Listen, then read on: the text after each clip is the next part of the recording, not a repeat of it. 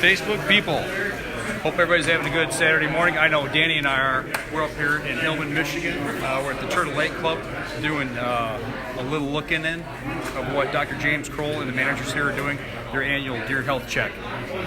They're actually taking does off the property right now, bringing them in, and you can see right here, they're getting ready to age one right here, pulling the jawbone out. Doing jawbone extraction. And they'll age the deer here. But basically what we're doing is we're pulling these deer apart, pulling them apart and taking a look at the insides and figuring out how stressed these deer are, what the overall health is. We're going to walk you through that here live. We've been a part of this for 7 or 8 years now. It's an awesome experience. We learn something new every single year. Actually, we just saw a doe come through that had 2 fawns that were conceived at different dates, about 10, 12 days apart. Dr. Kroll said that he's only seen that 4 or 5 times in his career. Of course, I say that they had to have. So we're pulling the jawbone out. Or they are, we're not. We're not. Keeping my hands clean. 7,000 additional doe permits they gave. Feel free to ask any questions along the way. We'll try to answer as best we can. If not, we'll ask Dr. Kroll.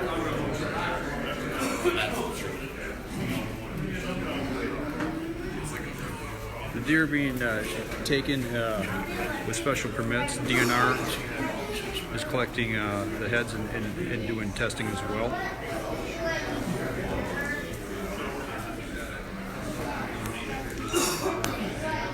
You can see them over there aging now. Anybody got any guesses as to how old this doe is?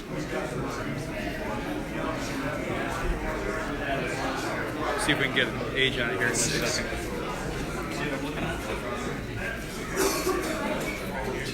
Get everybody together, see what they think about it. Yep. Hey, Kevin Black, man, I wish you were up here. I know you guys are real close to our property up here. Yes, you know how it's so down the street. Hey, Elaine, what's going on?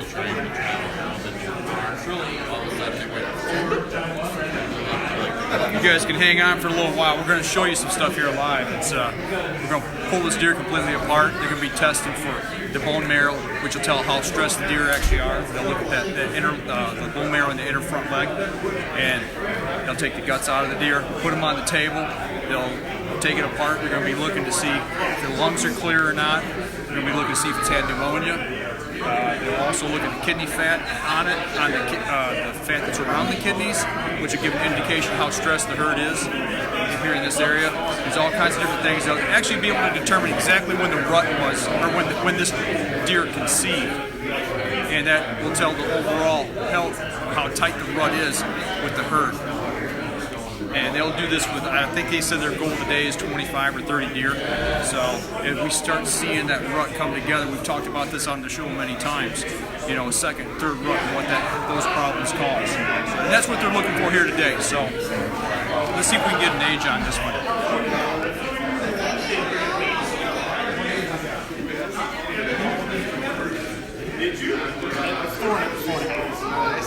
About 4.5. So when we get into that age class of deer, you're typically looking at the fawns being leaning more on the doe side than the buck side. The older they get, they tend to typically throw more doe fawns. So it'll be interesting if we can see when we open this up to see what it is. Okay, let's go over here and see what's going on.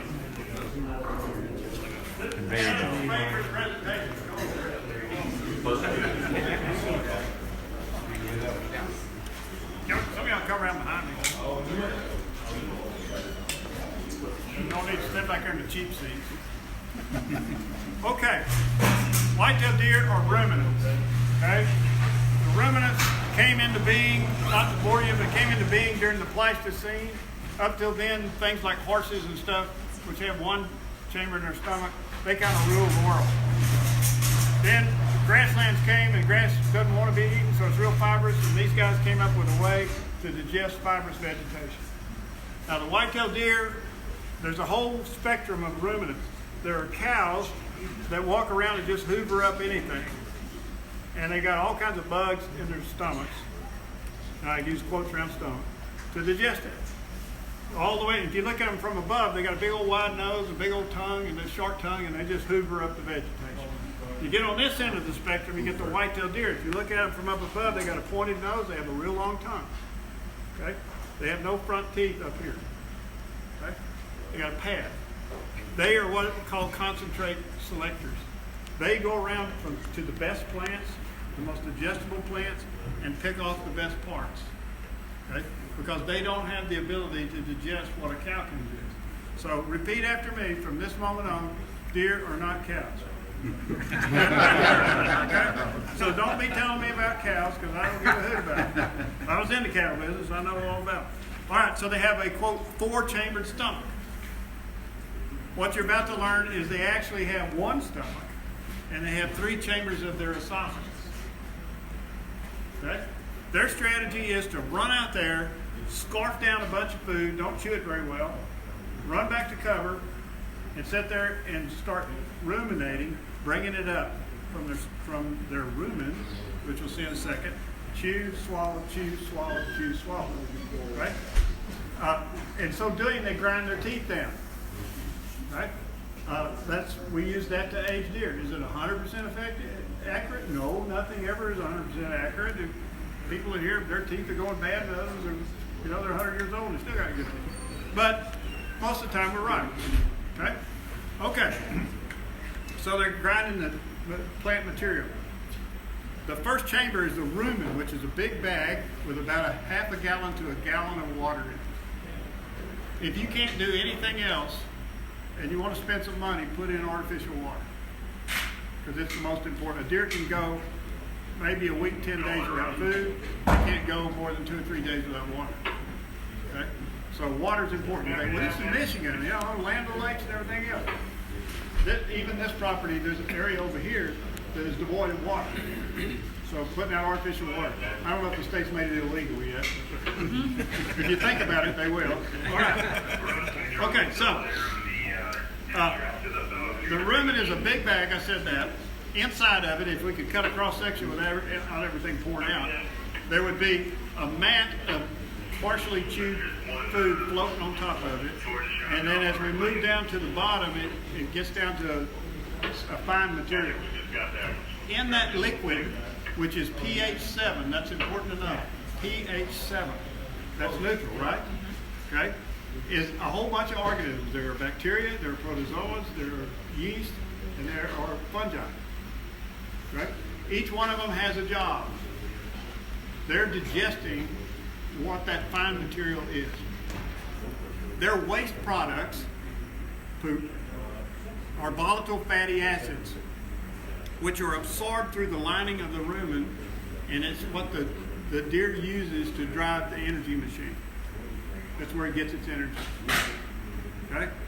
And it also pulls out some minerals and some other things. But as it goes on down the track, it gets to be different things. Now, the first chamber is this big bag called the rumen.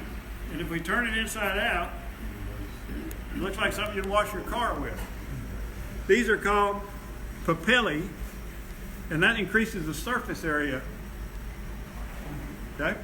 And so it makes it absorb.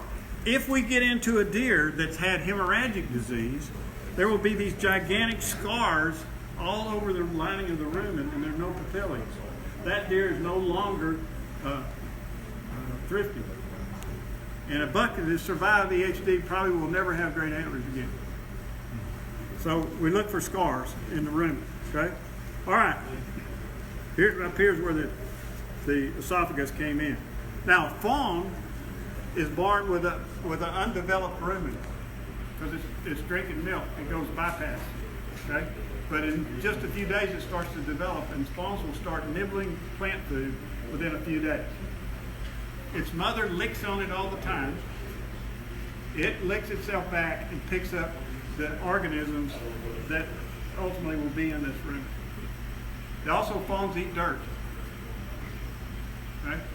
And they pick up a lot of that stuff out of the dirt that they eat. So people who raise deer, you got to feed them dirt. Also, just as a side note, this is kind of gross, but what the doe does is she gets ready. She knows she's going to give birth. She gets real cranky, Okay, and she doesn't tolerate the other does. She goes, if she's a dominant doe, she goes to the best fawning ground because she owns it. She has both fawns right there. They look like little puppies when they're born. She lays there and they nurse from her and they get colostrum, which is the first immunization they get. All right, after they do that and they dry and they stand up, she stands up and walks off. And she communicates with them vocally. Yeah, yeah. And they'll follow her. And she'll go to her favorite first place and she'll just go, meh, and one of the fawns will drop. And she goes way over there, meh, another fawn drops. So, and here comes unenlightened Joe Blow, Jim Bob Dipsquat, walking through the woods. There's a little fawn that doesn't want to move, an orphan fawn. Let's take it home. And if it's a male, let's name it Bucky. And if it's a doe, let's name it Farlene. I go to pick up illegal deer, and they always say, "How long have you had Bucky?" How'd you know his name was Bucky? But anyway, leave him alone. Leave him alone. She'll come back to, she may do it randomly or she may have a pattern. She'll come back, call to the fawn. The fawn comes in about less than 2 minutes, will nurse, and then she licks on it and they bond, and then she leaves it again. Yeah. Okay? All right.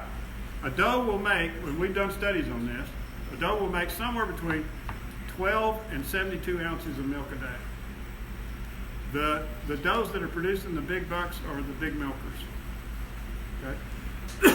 Because all the biological processes that go into making milk are the same ones that go into making antlers. It's all genetic. Okay. If she's on a poor diet, and you don't have anything out there for them to eat, she gets to that first one, and he needs 20 ounces of milk, and she's got 17, and feeds that one, and then she goes to the other one, and she's got nothing left. And if she does that on a regular pattern, that one dies pretty quickly in the first 2 weeks. That's the reason they have two. Right? If, on the other hand, she does it randomly, they both die. Okay? The biggest predator we got of fawns in this part of the world is the black bear. Black bear can smell 400 times better than a bloodhound. We've watched them out here. They got a search pattern through the food plots, especially. Bam, they get the fawns. In some places, studies have shown that they get half the fawns. So they're big predators. Okay? But they're specialized. The predators are all in a suite. They're all specialized, from bobcats to bears, coyotes. They all are pretty specialized. Okay, but I digress. Anyway, once that rumen forms, so this is the rumen. The time that the food stays in here is about 12 to 24 hours. Okay?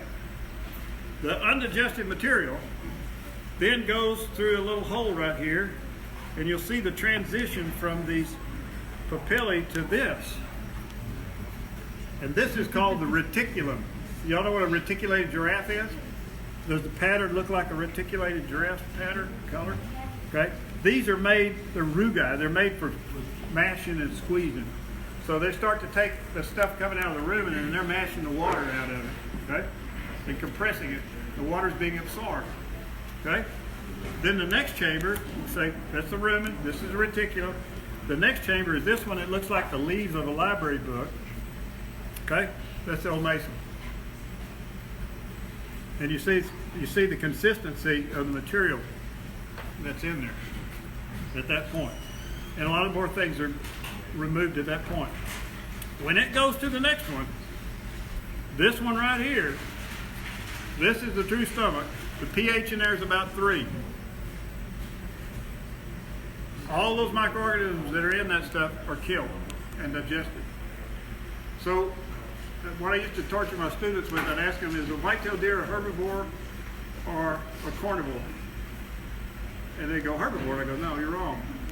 Because what they do is there's things called saprophytes, which are like fungi that live off of waste products.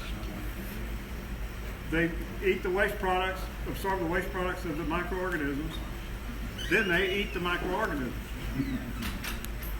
Okay? So technically, they're not a herbivore, but they got a marvelous machine that they put together that allows them to digest all of it. And then from here, it goes into the small intestine, which a lot of things are getting absorbed.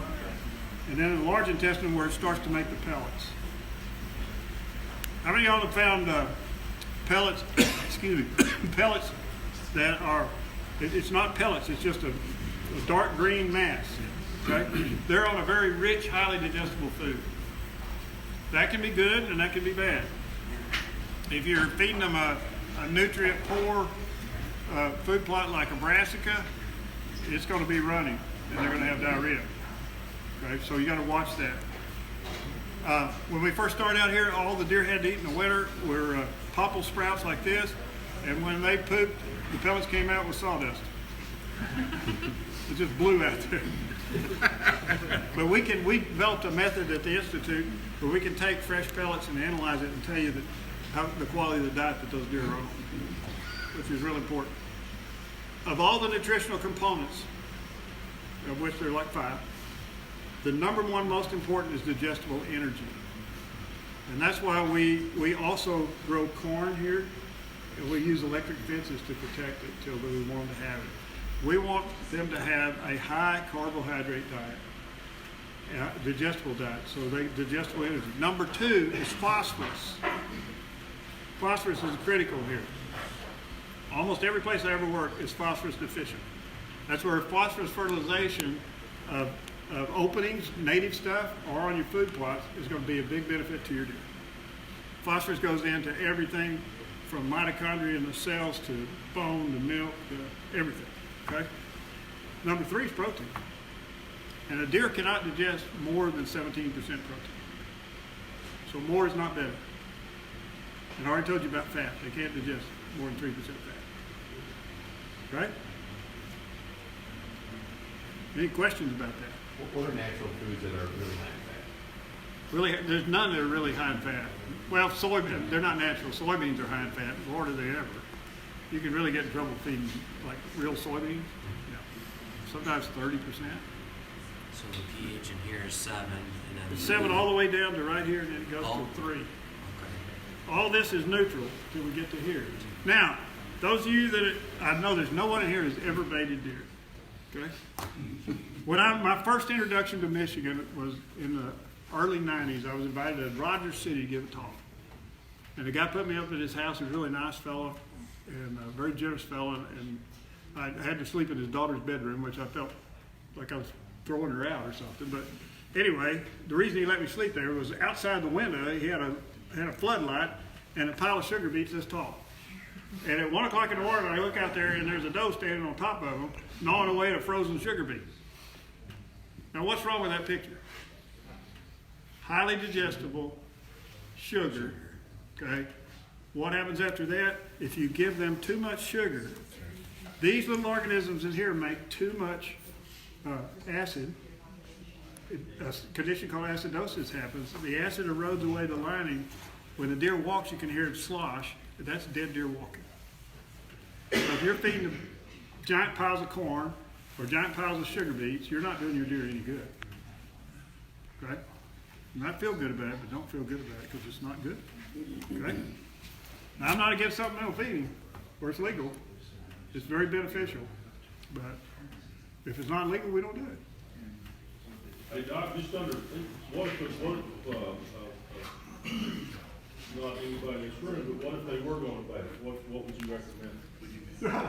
If they were going back,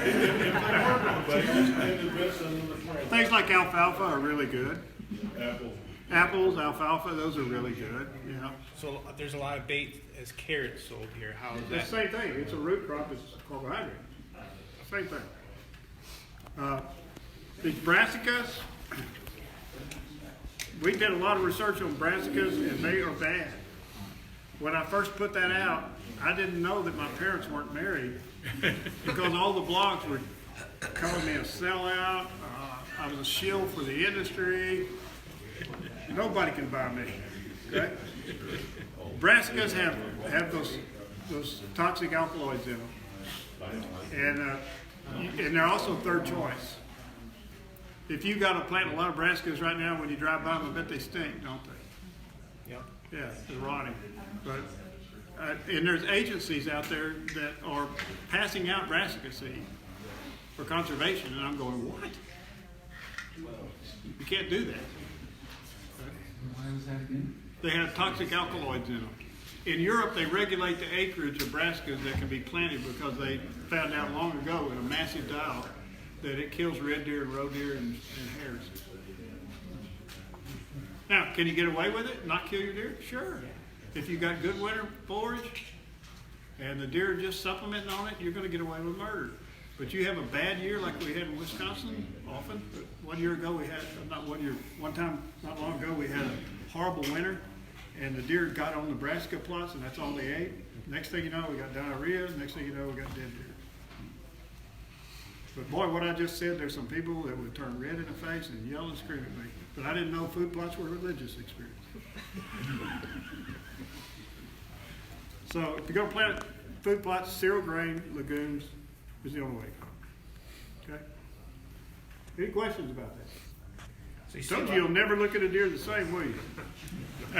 you see food plot companies, promoting that they got the highest protein in that available. So what should you look for in that? Just In a food plot, that's all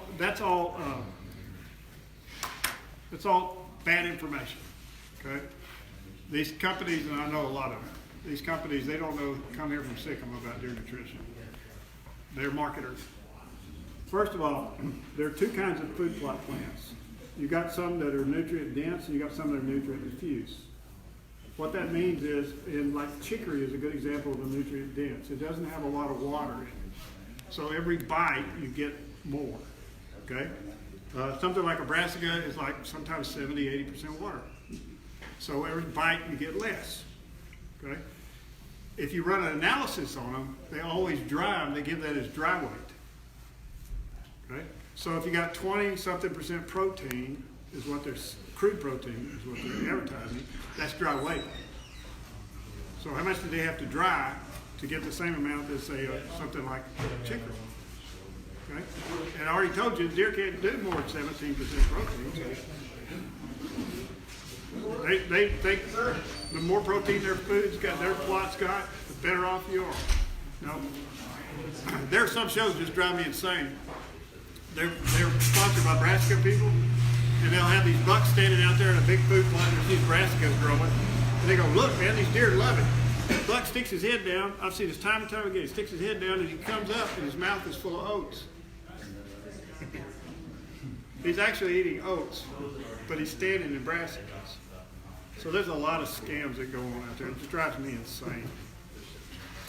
Just like deer scents, none of them work.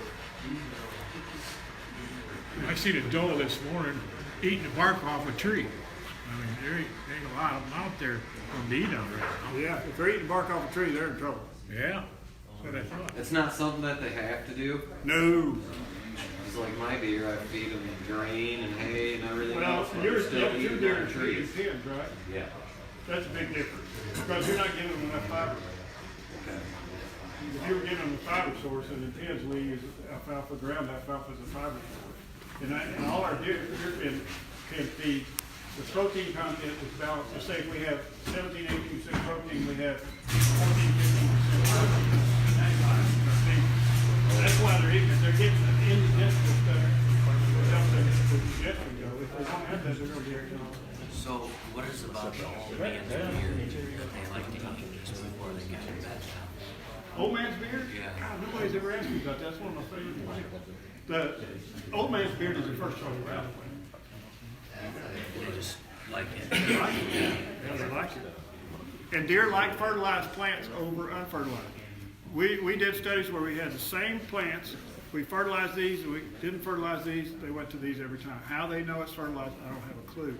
But they can recognize fertilized plants. If you're going to plant trees, get them from a nursery and tell them, do not fertilize these trees 1 year before we get them. they will devour them. Right? They won't eat the tops right out of them, even conifers. So there's a lot to this business. It's more than just throwing out some brassica seeds.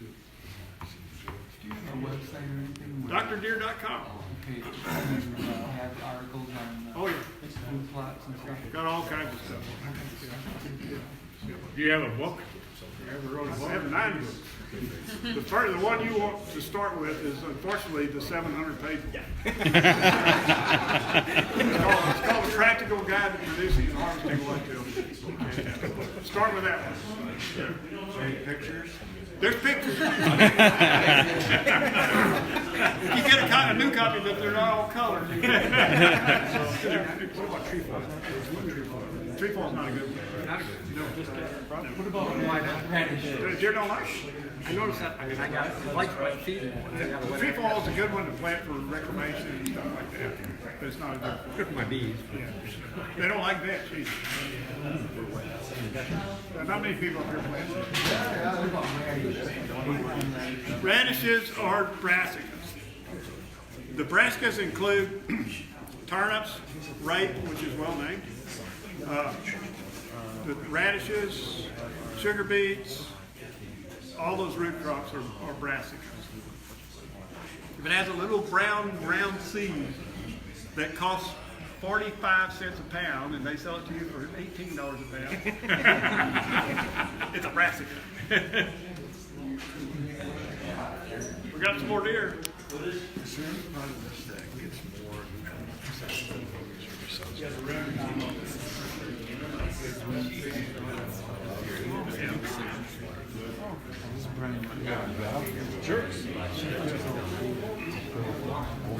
Okay.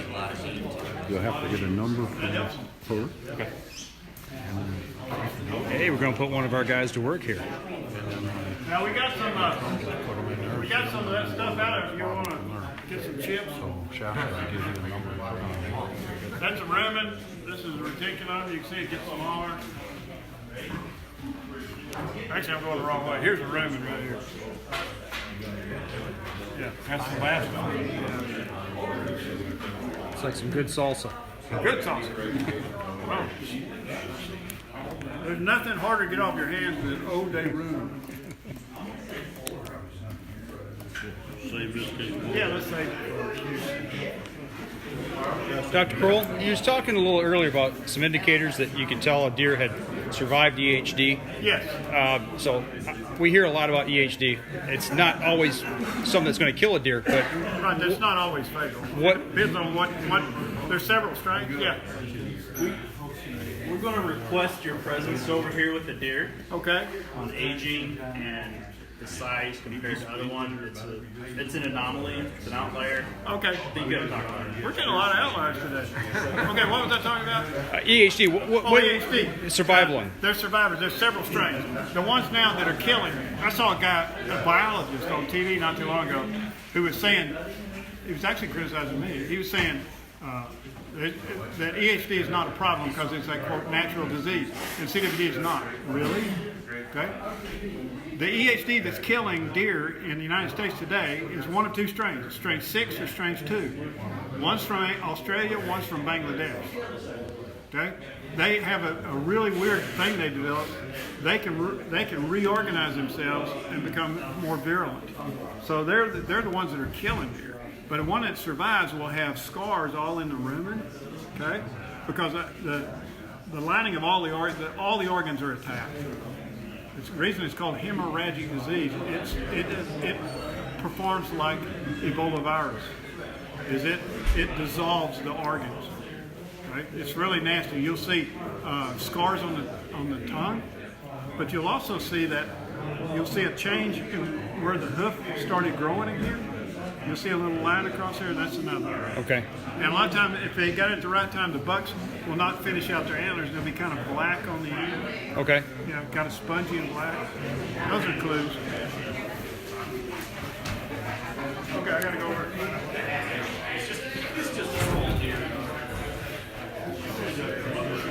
We're going to scoot around over here, see what they're talking about.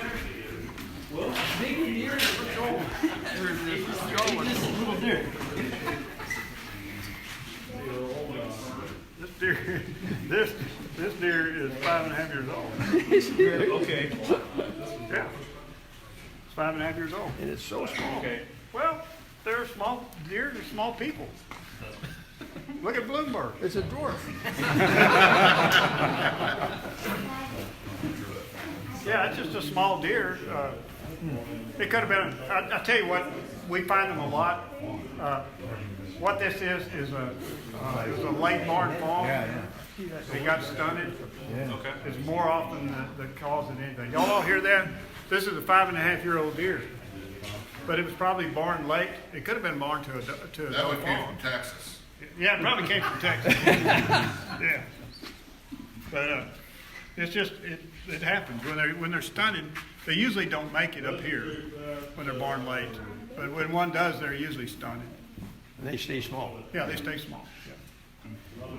So how do they know out there to shoot this one that it was that old? Body characteristics. By body characteristics. You don't go by body size or antler size. You go by their behavior and their body characteristics. That tells you how good our guys are. Yeah. Because I bet when he walked up there, he went, "Oh God, he's going to kill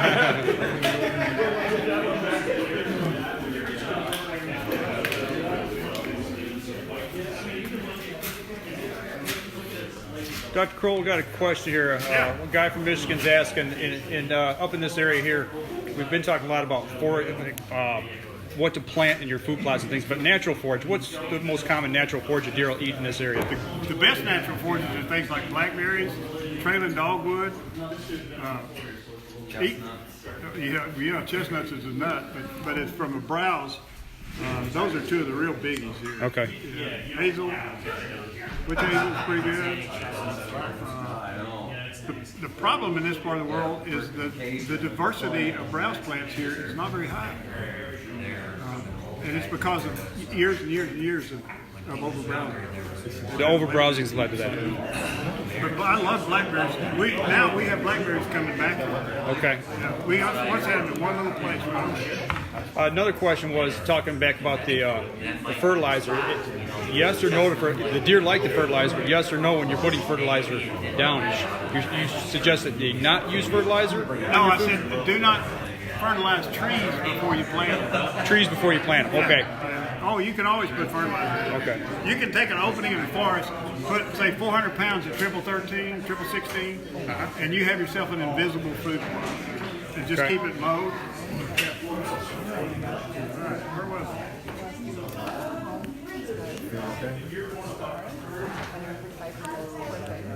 Oh, I'm sorry. They're putting one of our guys from our camp here to work. He's going to do a little bit of the collecting specimens of ovaries here. Lots are clear.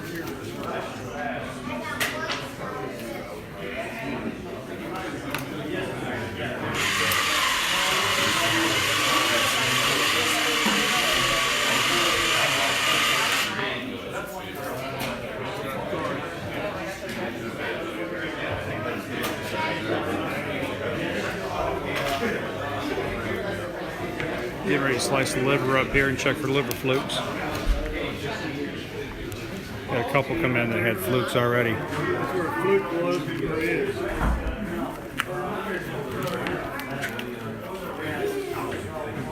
I'm learning to keep my mouth shut when I'm cutting into these. Because those fluke bags, they splurt. Yeah, that one's gone. It's not there. Gone. Yeah, it's absorbed. How about you?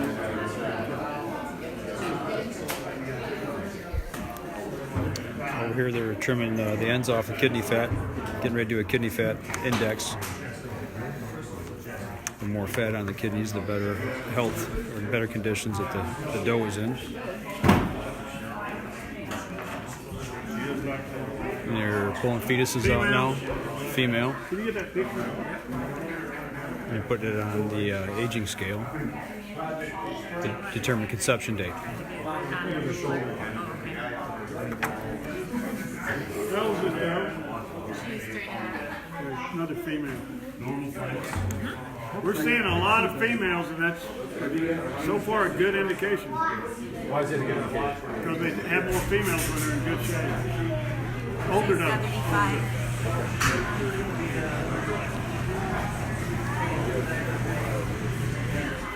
And how old was this doe? 4.5. 4.5.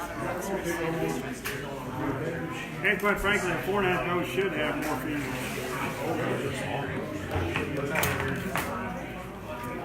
74.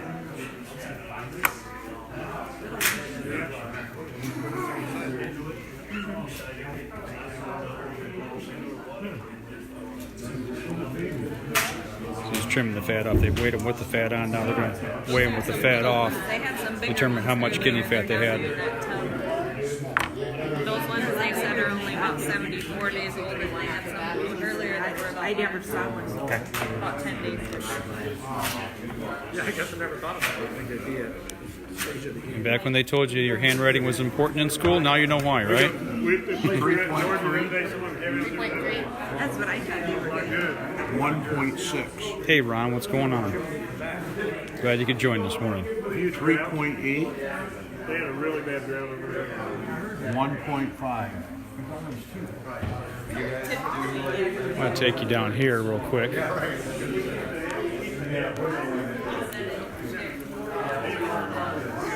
was going to show you when they check the bone marrow. You're okay, bud. Go ahead. I'm going to sneak around behind you here.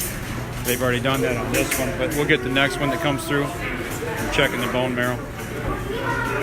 Obviously here we're just pulling the innards out.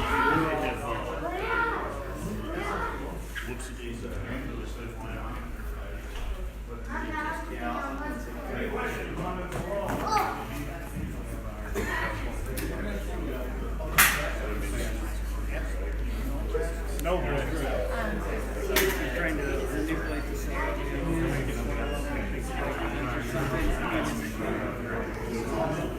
Most of these glaciated soils don't need it. And secondly, they will rob the soil of phosphorus. You heard it from Fat in the kidneys. Yeah. Weighing together. Okay, we got another one coming through here. Sometimes there's hardly any. Yeah, that's bad here. They look pretty good this year. And what Dr. Kroll talked about earlier, where we're collecting the ovaries right here, he said that they can tell how many times that she has ovulated this year, which is determining about when they start ovulating and when they're bred. Help determines a little bit of the stress as well. Correct me if I'm wrong. There once was a glacier somewhere near here, right? Okay. We have glaciated soils. Okay. We have a lot of sand and rock. Okay?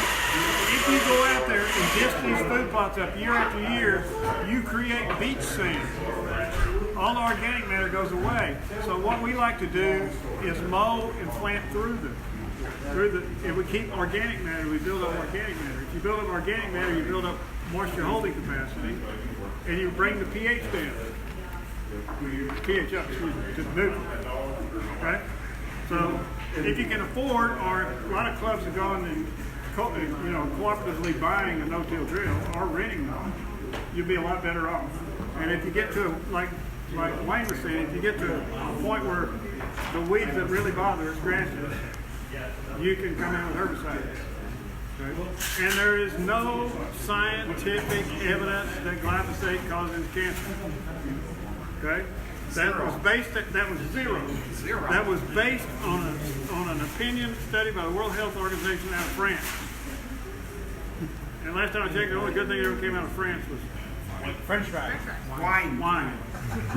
Maybe wine. Okay? Well, what we're on now, we just finished one project on glyphosate. And is it like up there? Yes. Like 2 parts per billion. 2 parts per billion is not very much. Iowa, places like that, breast milk is like 30 parts per billion. Orange juice, 17 parts per billion. So, I don't know of anything healthier to eat when it comes to Roundup than venison. So you're talking about breast milk in humans? In humans. Yeah. And rainwater is toxic. And in case you're underwater, you cannot get chronic wasting disease. Is that a boyer? That was a boar. I don't know why these people are wanting to scare the living daylights out of hunters. So we are losing hunters. In Arkansas, the CWD showed up. Last year they lost 30,000 hunters. In Wisconsin, when it first came out, we lost 11% or 12% of our hunters. They never came back. Yeah, Ron, that's And they were AJ. mostly young people. Ron They're now says, playing hey, golf and they're 30 years old. he's, But you're not he's gonna get it. bottling ovaries here. And quite frankly, CWD is a cash cow and a political disease. People have made careers off of that, and I'm not poo-pooing it. It is a disease. It just has to be put in perspective. When you compare deaths of deer from CWD to EHD, I always talk about the Bible says that Saul has slain his thousands and David has slain his tens of thousands. Well, EHD is David. We're losing deer. We've lost 19% of our deer herd nationwide since 2000. How much? How many percent? 19% Nationwide. nationwide. A good website to go to is deerfriendly.com. They keep track of a lot of that stuff. It's a very good site with factual information. Hey Doc, could you give advice perhaps people that want to get on their home computer and do some research? What are some places you would suggest looking that aren't going to be necessarily opinion papers or biased reports? Where could a layman get factual, sound science-based information? There's not very many. DrDeer.com. Of course, if it's on my website, I promise you, we got science to back it up. You know, I don't have a dog in this fight except a white-tailed deer and deer hunts. But there are times when QDMA has good information. There are times when they don't. Okay, but they're most of the time they're good information. Like the CWD task force, whatever.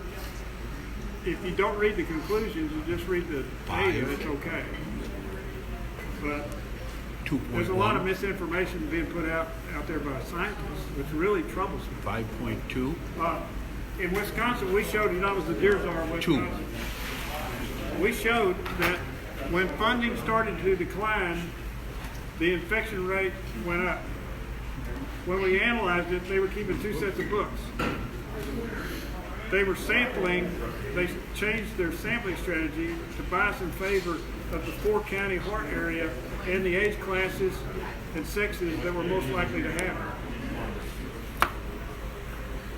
I can prove it. In Wisconsin, CWD is a 4-county problem. Almost 90% of the cases occur in the same 4 counties they always do. Okay? So, With equal amount of testing everywhere throughout the state, or is there testing? oh, they just like to test there. Yeah. Hey Doc. Yeah. To that end, if I could just get your input on it. The UP had 1 case, Right. and then this year, nothing. Right. I'm obviously a layman, so explain to me how that's possible, because if we follow the rhetoric, if you will, that should be an impossibility, that if there was 1 infected, there has to be more, right? No. No.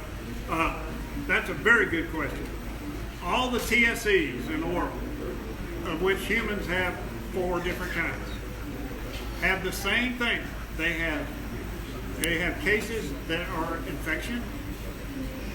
They have cases that are genetically developed, prone to it. They have cases that are spontaneous. What we have found, like the Shell Lake deer in Wisconsin, was there are deer that can develop CWD spontaneously. There's a test that they can run every time we go find one of those. Here's what should have been done in that case. Okay, I don't know a lot about what they did, but I'll tell you what they probably did. There's a test called the Western blot test. The Western blot test will tell you whether it is an infection or a spontaneous. Okay? So the protocol we use in Wisconsin now is when we have one show up like that, we go in there and sample in a circle around it intensively. If we don't find any more, we don't impose all those draconian things like no baiting, no this. Okay? We don't do that. So you got to decide first of all, is it a hotbed, a new hotbed, a spark out, or is it just a spontaneous? Yeah, Michigan doesn't do the flat pass out of their pass, do they? No. I didn't think so.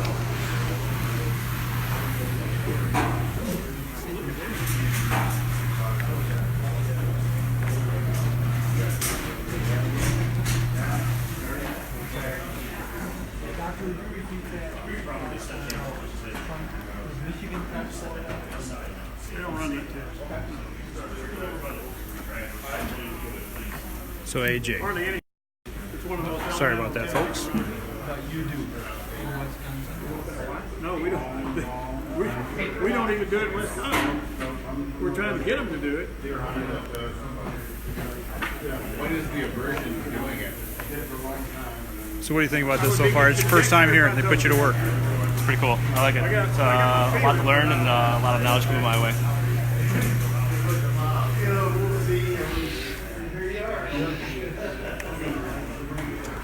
Okay, this is the necropsy for weird stuff.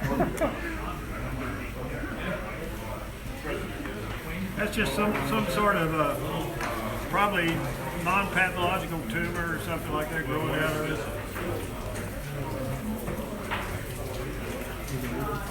Now, these would be small. Yeah. Doc, somebody's asking, the name of that site is deerfriendly.com. Deerfriendly.com. Yeah. There you go, Ron. Great site.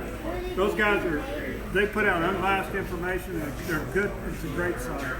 I think this is going to only have one too.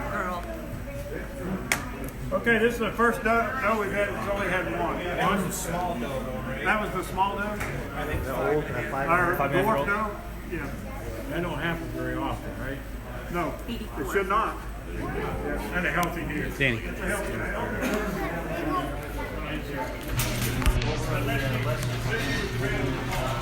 Okay, everybody, so you got to see a little bit about what goes on here, some of the things that they're looking for. Got to hear Dr. Kroll talk. So if we get anything else that comes in that's really interesting, we'll talk about that a little more later. We'll come back on live. Otherwise, make sure you check out our Facebook Live tomorrow, 3 o'clock, as always, Up North Journal Facebook page. And Danny, thanks for running the camera for me. Appreciate it. And we'll talk about this on the show absolutely for tomorrow. If you guys got any more questions, put them in the comments here. I'll go back and check later, and we'll try to get some of those answered for you and bring them on the show tomorrow. So that'll do it for us here in Hillman. We'll be back tomorrow, 3 o'clock. Check it out.